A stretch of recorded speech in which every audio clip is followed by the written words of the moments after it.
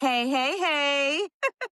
Dr.Minesha here. I have none the other, Miss Joi Rice in the lounge with me on today. Welcome, welcome. This is such a pleasurable experience to be able to have conversations with real leaders who are making real change in this world. Listen, if you're listening, understand this. Peace is not a luxury. It is the new standard of leadership. And so I'm on a mission to be able to meet some of the most extraordinary leaders on this planet and speak to them about how they're loving, living, and leading in the 21st century amongst artificial intelligence, amongst all of the high demands and everything that society puts on us. How are we still leading from an authentic place that's rooted and grounded in who we truly are becoming? So, with that being said, I would love to introduce to some and share a gift with you to others. Miss Joi Rice, thanks for coming to the lounge. Thank you, Dr. Ruffin, for having me. Absolutely. And feel free to call me Dr. M. I there's so many different angles I want to talk about with you, Joy. So we meet prior to us connecting you all, and the work that she does is so many facets. Let's start here. Just give us some context behind who you are and also the roles that you've played and some of your experiences, just so we can get some context behind your like what does your landscape look like as a leader? My landscape Right. as a leader has been so broad, and I am so first and foremost grateful and thankful for you having me on your Absolutely. platform to share. I count it an honor and a privilege because people don't have to, right? They don't have to say, "Here, I have this space and I want to share it with you." But when you know that you have the connection and you all are moving in the same vein, same lane, because there is room for all of us. That's right. Um, you are adept to opening that up. So I just want to say thank you for that. So who is Joy Rice? Absolutely. Well, I am, um, I'll say most importantly, uh, under a daughter of the King, the Most High, All right. God, the Father, a wife of 8 years, a mother of three little people, 7, 4, and 2, going on Oh, 3. you have a 2-year old too?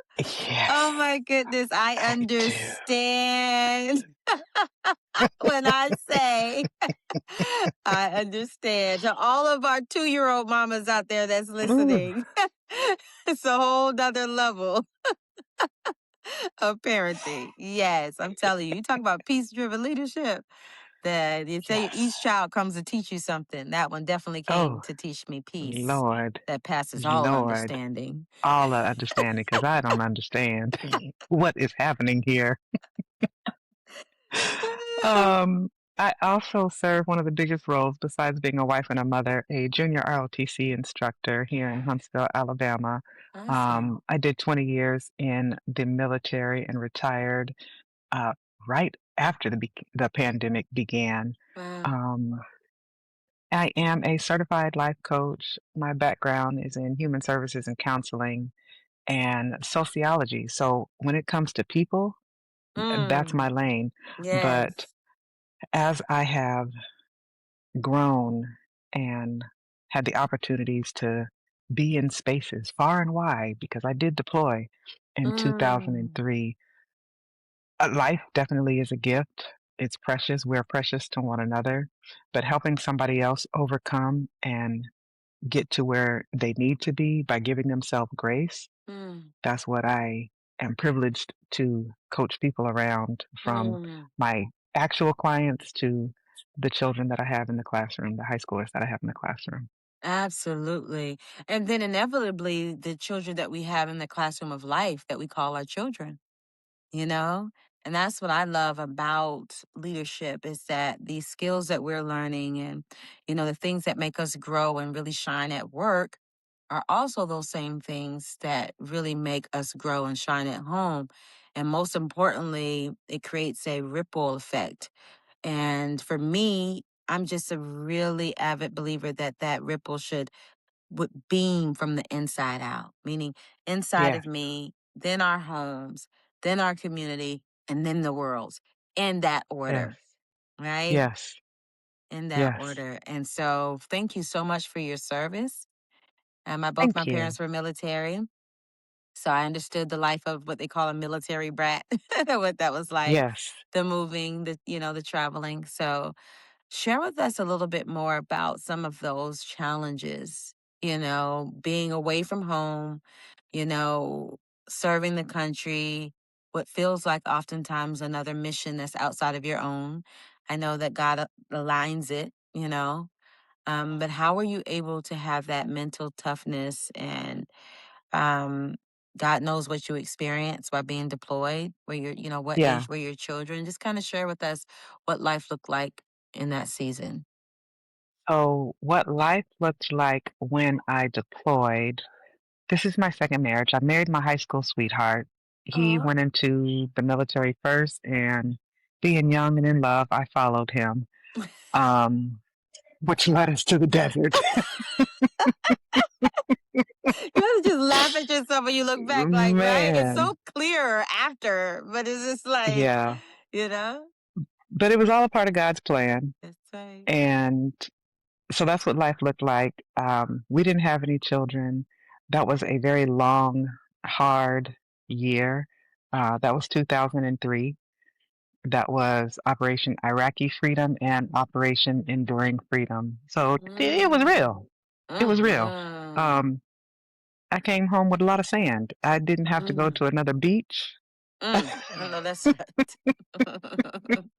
I saw enough of it for a lifetime. But what kept me grounded as far as peace and mental toughness, I owe that to my parents, my upbringing, my faith in God. Um, I was raised in a two-part until my parents got divorced Christian home with a very strong faith, and I didn't ride mama and daddy's faith. I had my own faith. Um, Mm. at the age of 5, I felt the conviction How? that How in the I, world? It's so young. you know, I had somebody question me on that and told me that I was wrong, that I could not have that Mm. because I didn't know any better. And I got righteously offended because I'm like, I know what I know, and I felt what Right. I felt. I mean, there are Christian nursery rhymes for a reason. Like the Mm. Bible speaks of having childlike faith. Yeah, It's I the was faith gonna that say doesn't that's have what any. came up for It, me. Yeah, that's it what came doesn't up for have any me. pretensions. That's right. Like, will children believe anything? Yes, they will. However, there's something that you can't explain about salvation, and a lot of things that you can, according to the word. Like, Mm-hmm. we have to be able to explain it, right? But that faith that I was never lost, I was never without, I was always Mm. protected. Were there some scary moments while I was deployed? Absolutely. Didn't Yeah. know what was going to happen, sometimes Right. from one day to the next. Mm. But I knew that God was with me and that my family was praying for me and covering me. Mm. So I mean, I have a strong faith. I Mm. personally believe that I have the gift of faith, um, Mm. but just a strong faith and belief that if I'm still here, that means that I still have purpose, that Mm. there is still something that I have to do. So every day that I'm here, there's Wow. purpose. Yes. Now you mentioned childlike faith and that being a large part of your gift. So what I would love to ask you, if you go back to that little girl version of you, do you remember, like a moment of childlike faith, like just a practical reflection of how you were able to exercise that faith at such a young age? As a child, I wasn't afraid of anything, not afraid of heights. The only thing I was afraid of because I couldn't understand it was living forever. That's the only thing. I'm like, what do you mean forever? Like, I didn't understand Right. eternity. So that's the only thing that I was afraid of, but I wasn't afraid of animals. I wasn't afraid of people. So you had Um, courage. Very much so. And it makes sense, Yeah. as I look, especially over a 20-year career in the military, Right. speaking up for others, standing in the gap for others, um, doing things that nobody else would, even when they wore the Mm. uniform like I did. There were some moments like it they didn't wanna volunteer. "Okay, I'll volunteer." Like, what am I going to Mm. lose? What is it gonna cost me? We're not at war, so this is not costing me my life. It might be an inconvenience or it might make me uncomfortable, um, but I can definitely say that I did it, not because I had anything to prove, but because I have fortitude. Yeah. I Yeah. I I've love got that word. guts. Yeah. And I want to talk about just the essence of fortitude and grace, because when you talk about peace driven leader, and just that's what it is. It's not tactical, like how you think of other people speaking about personality traits and characteristics. And these are the things you look for in a peace driven leader. Although there are some tactical aspects to what it means to be a peace driven leader, the key really comes from this essence, this embodiment. And you mentioned, just that fortitude and courage to move even when you don't know what's ahead, even when Yeah, you don't have the plan well written, to be yeah, willing and humbled enough to write that plan in pencil versus pen, so that yeah. if you hear the Holy Spirit give you a different direction, it's nothing to race it and say, okay, God, where else do I go? Sometimes we can get so hard rooted in our plans that the disappointment is less about the disappointment and more about it not being what we had in mind, you Mhm, know? Because we're mhm, so hard rigid sometimes as mhm. leaders to our plan. We're so married to the plan. And so Yeah. it sounded like you grew up with this lifestyle of let's just do it. Not gonna kill me, and hey, if it is, but I still feel convicted, I feel like it's gonna be for a good cause. Or, was that the mindset you had? Like, let's do it?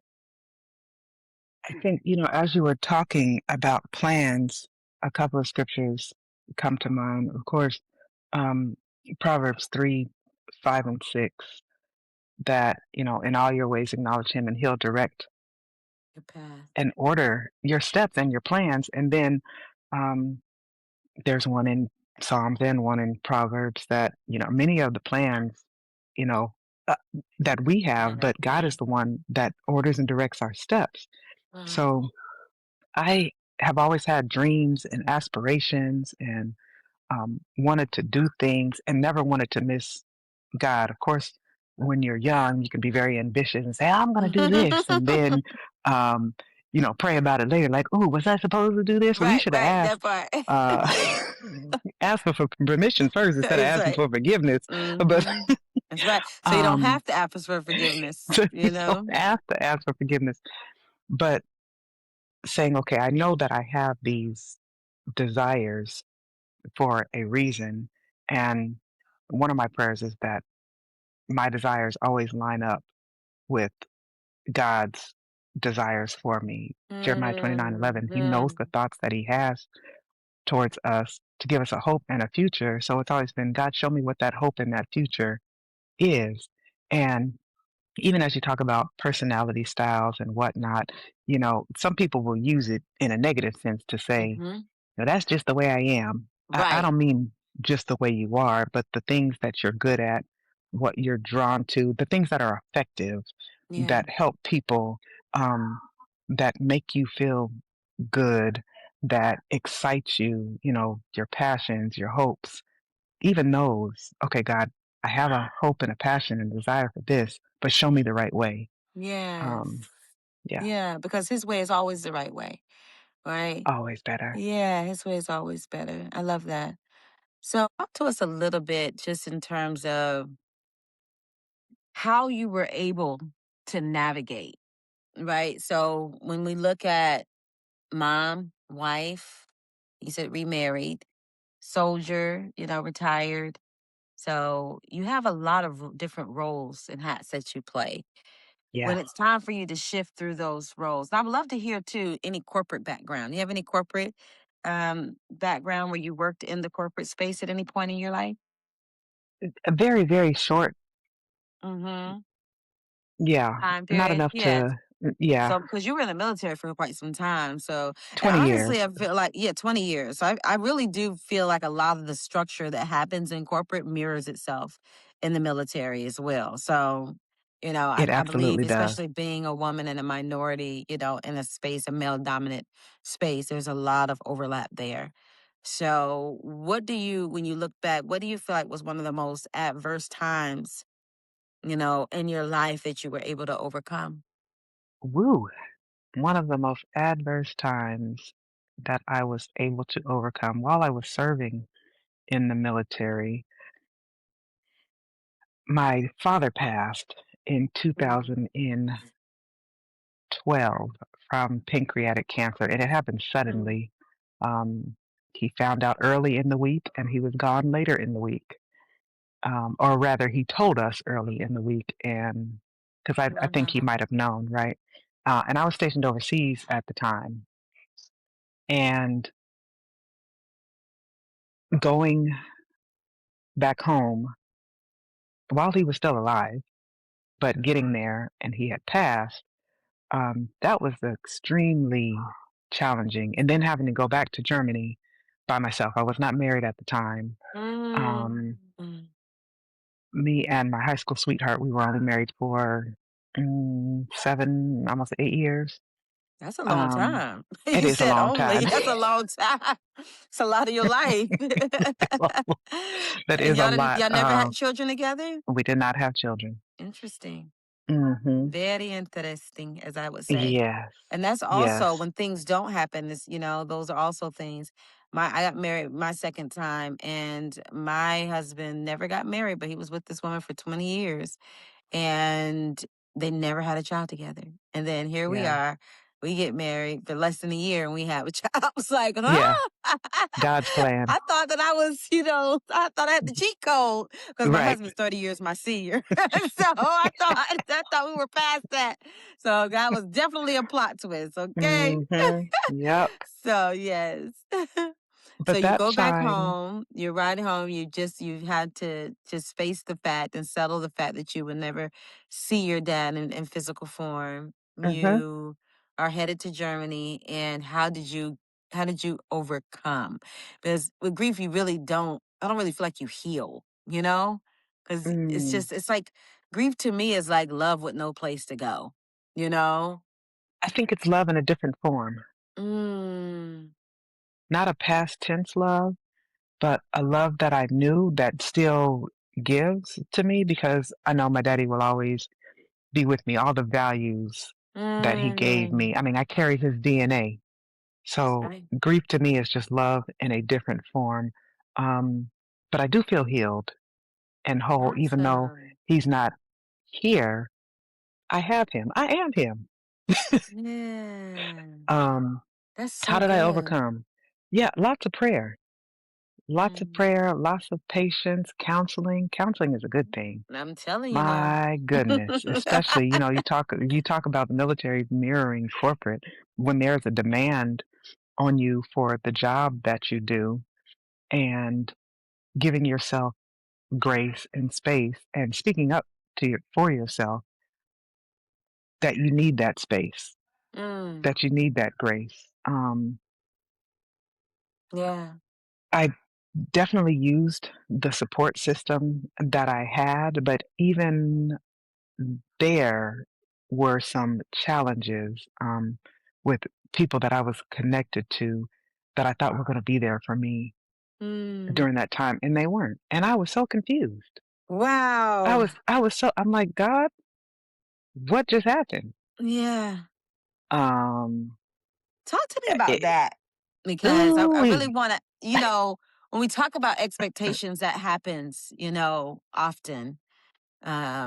And I really would love to hear how you navigated that because sometimes we have silent, unspoken expectations, and sometimes we want people to operate at the same level of standard that we yeah, do in the area of friendship or the same way that the things that we value. Like, man, I value this. So when I show up, I would show up this way.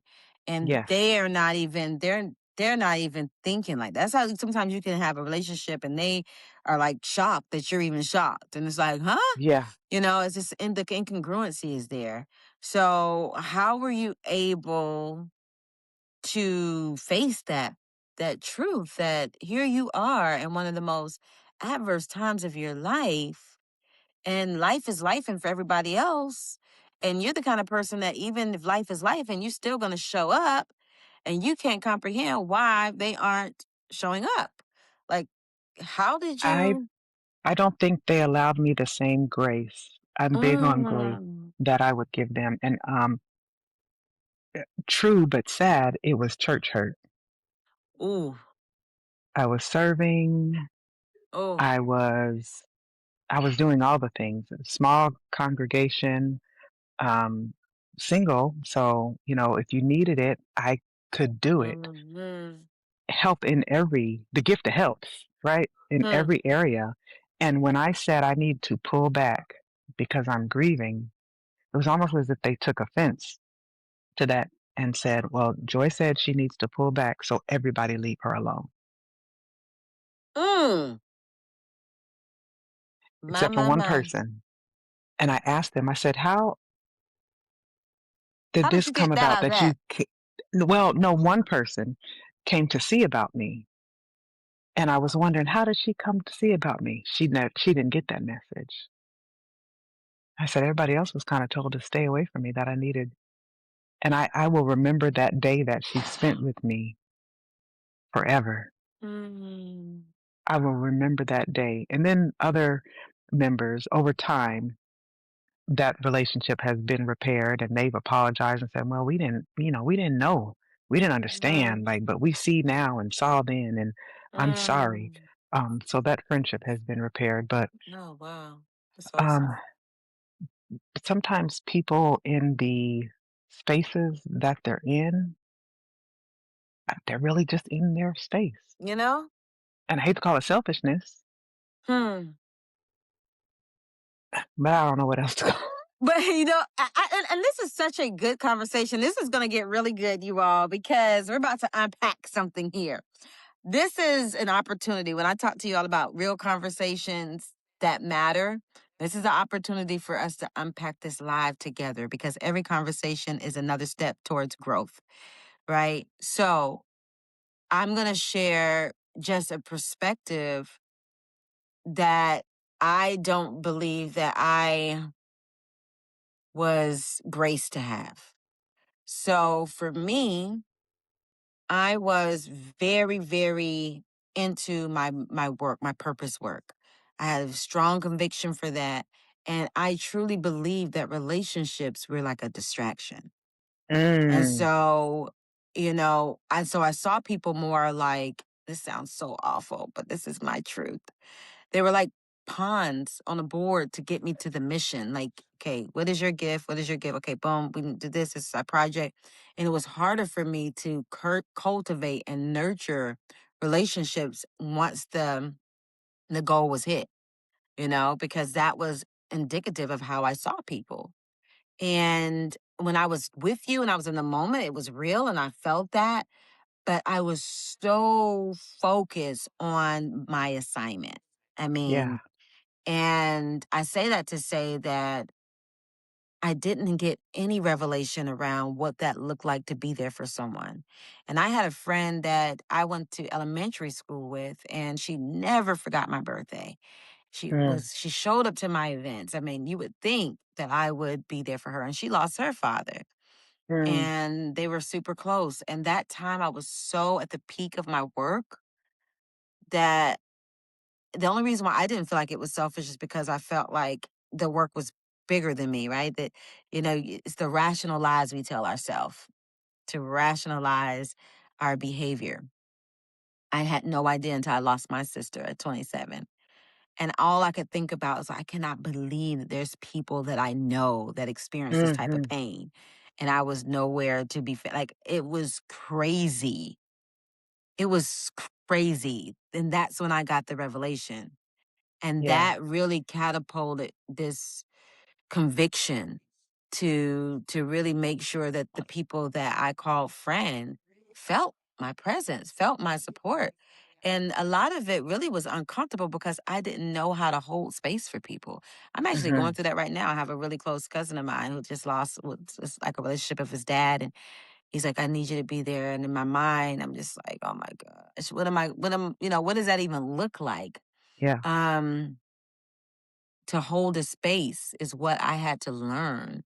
Yeah. I have a friend of mine. She coaches inside the app now and the platform, and she's an expert at walking through burdens with people. That's her gift, is to Hmm. walk through burdens. And so Hmm.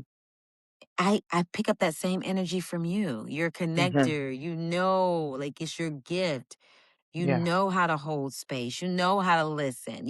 I do. So it just sounds so absurd. And you're like, how do you not know? Like this is, Yeah. it's just, you You know? know, what I think about though is that there are people that do and people that don't.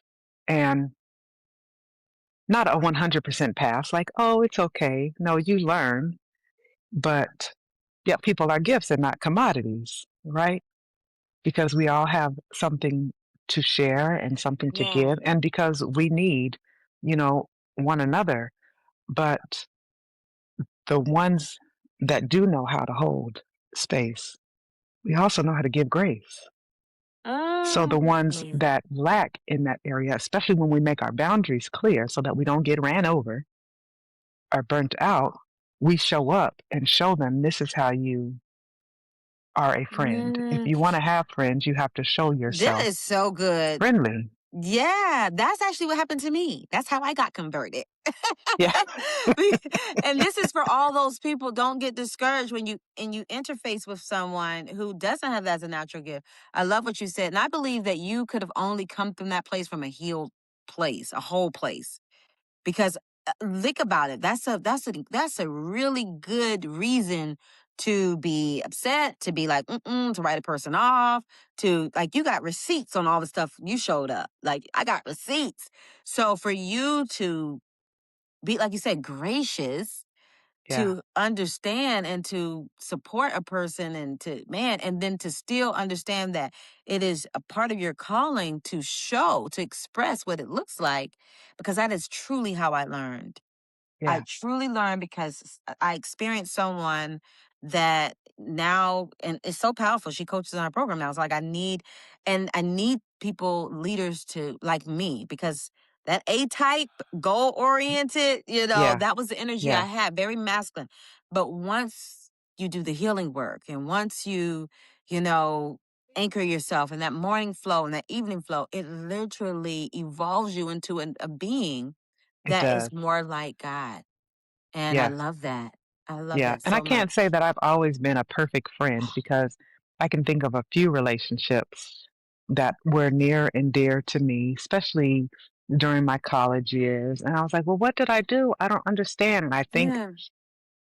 I've always meant well, but didn't always do well. Tell me more.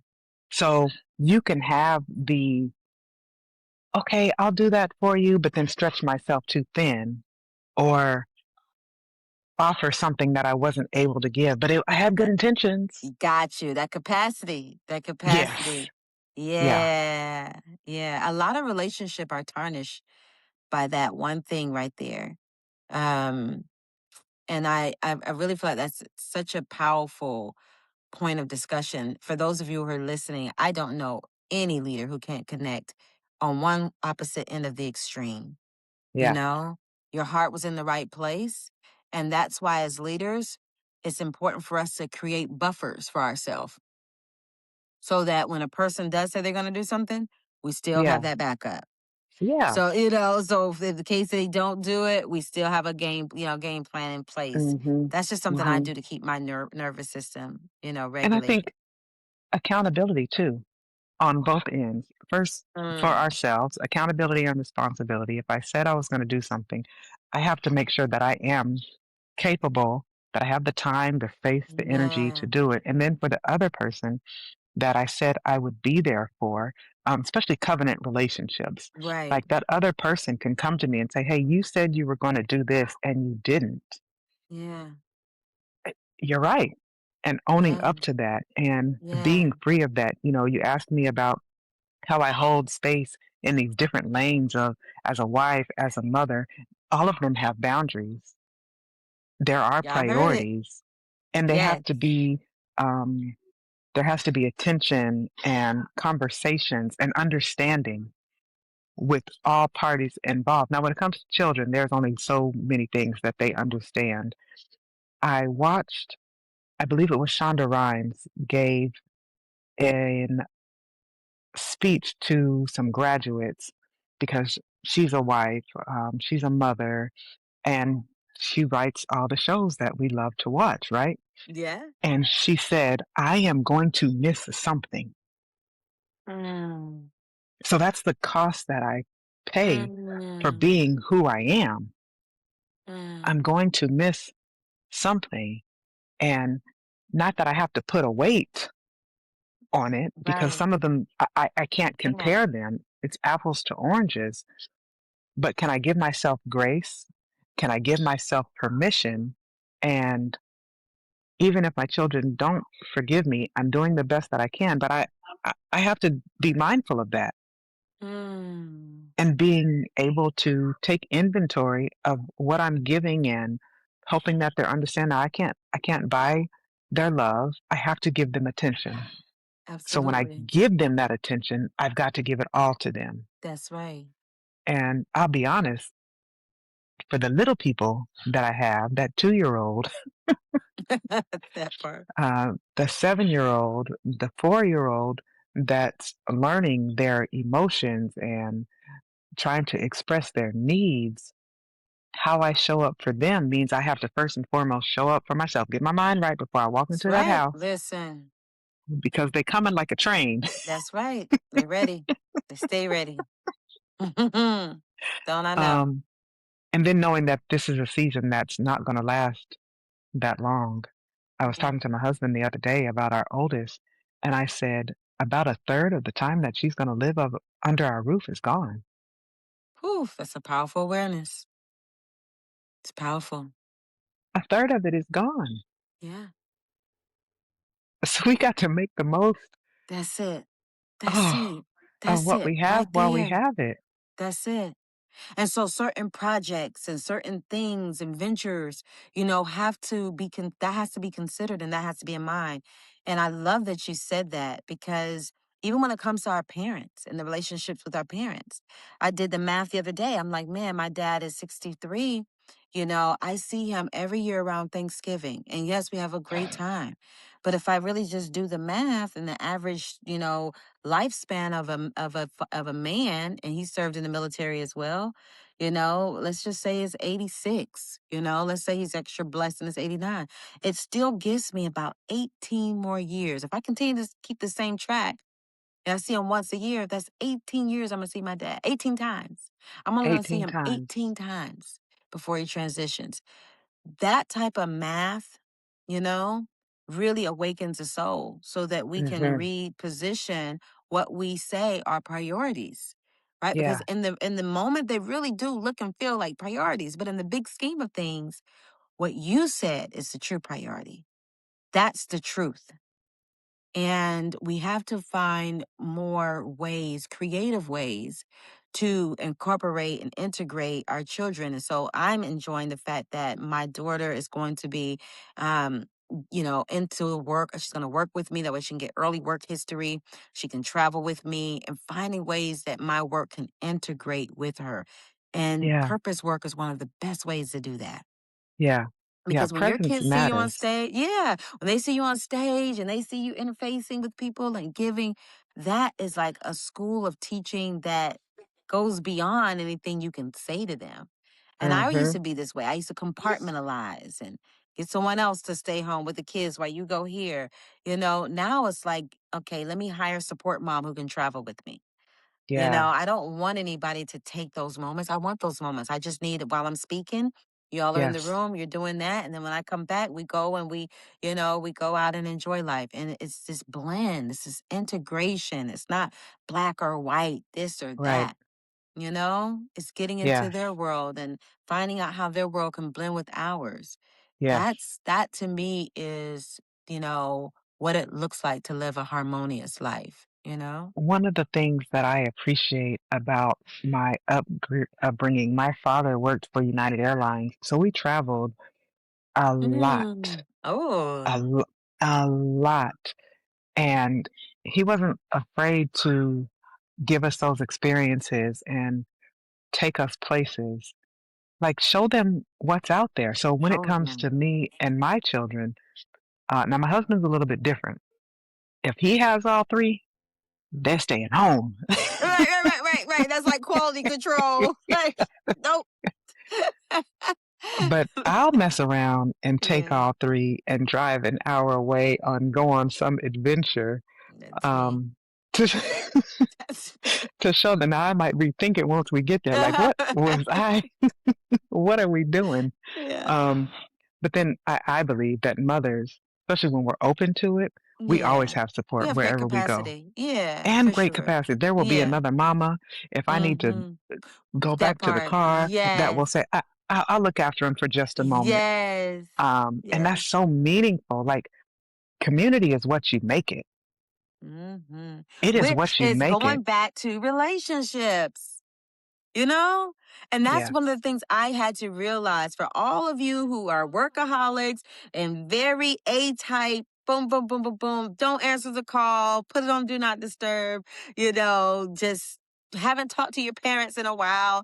People start conversations with you like, oh, I know you're busy, but I just wanted to, that.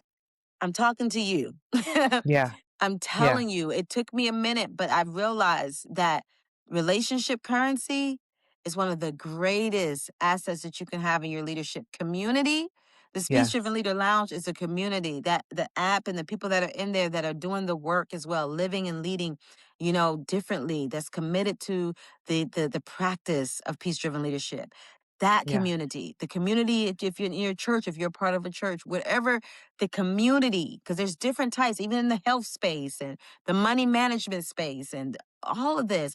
Grab you community. Those Yes. relationships will hold you and ground you, even in your toughest times, Yes. right? So I Yes. love that. Yeah. That's awesome. And one of the ways that I have found to nurture community, I do something. Um, I'm starting to do it more on a monthly basis called Podcast and Brunch, where I host in person Ooh, conversations. in person. That's In, per- already in unheard of. Where we break bread together. Like, who doesn't like, what girlfriend Mm, don't like to go to brunch? Like, I'm that's telling something you, that we love to do, right? but have meaningful conversations so that Mm, women can come in, relax, talk, and find out, oh, I'm not the only one that's going through it. this. I'm not the only one that feels this Yes. way. And I spend some private time with them before we get on camera with a guest and, talk about whatever we were talking about. That's awesome. But it is absolutely possible to integrate the identities that we have: wife, mother, leader, whatever it is. They don't Mhm. have to be separate. They do have a space where they can live harmoniously. And even That's as a right. coach, that's what I help women do: high functioning women Mm, who are stuck surviving in their success. They yes. look one way on paper, but they're feeling lost. When they come to that space, like, that's a safe space for them to let down their guard. Right. And I say, hey, let's lead from purpose. Let's prioritize what it is that you do, what matters the most. Like, Yes. you don't have to bust your butt for everything and everybody. Yes. Yes. Yes. That's played Yes. out. Uh, Yes. That part. and I was having a conversation um, with one of my cousins, who's also my best friend. I mean, she's a thought leader in her own right. And we were Mm. talking about the Proverbs 31 woman. Mm-hmm. And she said, the Proverbs, this is going to mess up somebody's Mm. sacred Let me cow. lean in a little bit. Let me I'm, lean I'm in. coming, I'm Cause coming you're for it coming, just a you're little bit. coming. I, Yeah. I, I am. I can The feel it. Proverbs 31 woman was not just one woman. Mm. I was like, cuz. She said, why Wait do a we minute pray to be now. a Proverbs 31 woman? She does this, that, the third. Are we capable of doing all of that? Absolutely. Do we have to do all of that at the same time? At the same Right. time is the thing. Exactly. Do I have to do all of it at the same time? Right. No. No, especially if I have a husband. Absolutely not. Absolutely not. I love that. We're not called to be burnt out. Mm-mm. We're not. We're not called to run ourselves thin. Like the Proverbs 31 woman is wise in her decisions. So we'll look at it and read it and say, okay, she did this, she did this, she did this. That means I got to do this, I got to do that. And my cousin said, she said, I'm not praying to be a Proverbs 31 woman. If she's doing all that, I need to revisit this I standard. need to revisit this because that's very high. And I think that that's what we have put on ourselves. And I'm not saying that we can't, but there are seasons that we do. Absolutely. There are Absolutely. Yeah. seasons that we do. If your children are young and you have the ability to stay home Yes. with them, we should take some lessons. Like I said, I Yes. spent some time overseas. I was stationed in Germany. Their convalescent leave, if you will, or their Mm-hmm. maternity leave lasts longer than 6 weeks. Mm. I think it's Yes. about 2 years. Oh my gosh. That's incredible. Spend time with your Mm. babies. You don't have to rush back in. What's most important? And yes, we have to learn how to shift and be okay and give ourselves grace. We talked a little bit about grief. We can even grieve a process. We can grieve a season. It Mm. doesn't have to be a loss of a Lament. person, Mm-hmm. Mm-hmm. and give space to that and know that, okay, especially for women that are getting ready to get married or Mm-hmm. that, I mean, we know a woman that gets divorced, she has a grieving because it's almost like that Mm-hmm. separation is like a death, right? Absolutely. But Yeah. a woman that's getting ready to get married, you're not going to be single anymore. That's right. I'm no longer just one. I'm now joined to another person. Yes. So I can shed that off. I can grieve that, but it doesn't mean that the two can't live together. Grief Right. and joy can actually coexist They can at the same time. at the same I time. know that firsthand. Absolutely. Man, you've been such a light, such a light. And I really enjoyed this conversation, Joy. I'm starting to understand the meaning behind your name. It's spelled differently, but it has the same essence. And Yes. you have truly brought that in the lounge tonight or today. So, for those of you who are listening, you heard it from Joy. If you wanted to just leave one message for them, if they didn't hear anything else today, let them just grab a hold to this lasting message that you're going to leave with them. What would that Mhm. be? Give yourself permission. Mm, You're allowed to be who you are mm. in every facet, one at a time. If you feel like doing two things at a time, go ahead. But if you don't, do not You don't force have it. to. That's right. You don't have to. Give Give yourself yourself permission not permission. to. I love that. Well, you heard it first here from Miss Joy Rice, you all. And remember, it's not about how much you carry, it's about how well you carry it.